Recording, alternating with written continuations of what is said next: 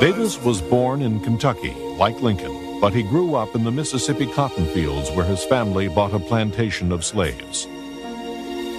Here, young Jefferson would inherit attitudes that would change his life and the country's.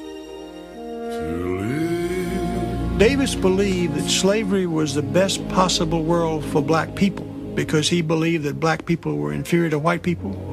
He believed that black people in Africa were savages. He believed that what the whites in the South had done for blacks was to civilize and Christianize them. By the standards of the time, the Davis slaves were given very lenient treatment. They were given education, all the food they wanted, and were rarely, if ever, beaten. The slaves had a great deal more autonomy on the Davis plantations than on most plantations. Many questions of discipline were handled by courts made up of the slaves themselves, and there were rules governing how Jefferson Davis could change punishments, for example. He could make them more lenient, he couldn't make them harsher. Unfortunately for Jefferson Davis, he never fully understood what slavery was like elsewhere because most of his experience was on his own plantations.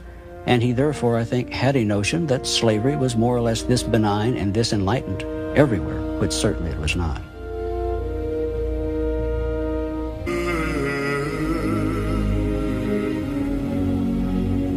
We recognize the Negro as God's book tells us to recognize him, our inferior, fitted expressly for servitude. Jefferson Davis, 1861.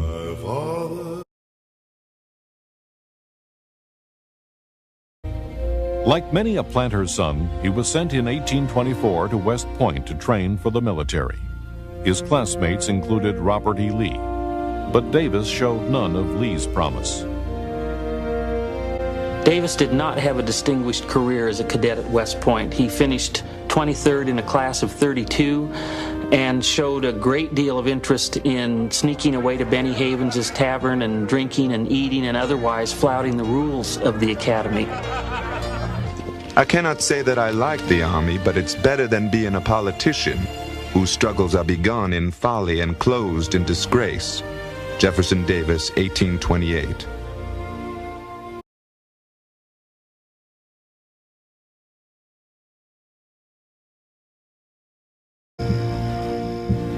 When Davis finally reemerged, it was as a politician. In 1845, he headed to Washington, a newly elected congressman.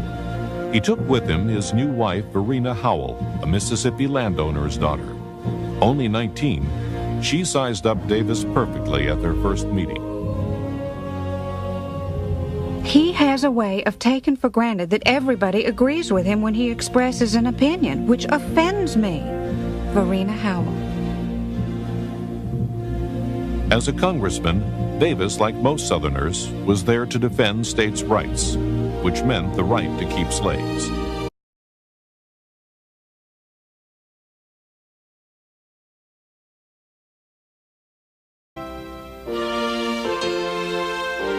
Having come back a hero from the Mexican War, Davis found himself showered with political rewards. First, he was given a seat in the Senate, and then President Franklin Pierce made him Secretary of War. The issue of slavery and states' rights was consuming the nation, and in 1857 he returned to the Senate. He warned that if an anti-slavery candidate like Lincoln was elected president in 1860, the Union would be dissolved. We would declare the government at an end, even though blood should flow in torrents throughout the land. Jefferson Davis, 1858. It was a vigorous defense of the institution of slavery on his part, especially on the question of whether slavery could expand into the territories owned by the United States. He was unrelenting in his insistence that slavery be allowed to go into any territory owned by the national government. But then came the spark that ignited secession. Americans elected a Northern abolitionist, Abraham Lincoln. That's what precipitated Southerners, including Jefferson Davis, into the belief that perhaps the only way they were going to be able to enforce what they called Southern rights, was outside the Union rather than remaining in a Union that was now controlled by people who they regarded as their actual enemies.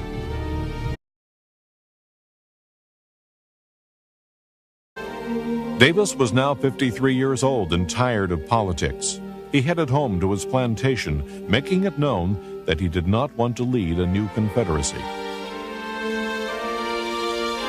If anything, he said his inclinations led him more toward a military command, but in fact, given his preferences, he would simply have stayed at home on his plantation and tended to his crops. That is what he said. On February 10, 1861, he and Verena were working in their garden when a messenger arrived with news from the Confederate Convention. When reading the telegram, he looked so grieved that I feared some evil had befallen our family. He told me as a man might speak a sentence of death. Verena Davis.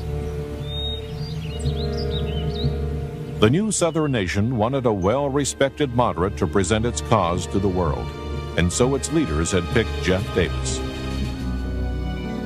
He was stunned, but his sense of duty and responsibility was such that he felt he could not decline it, so he accepted.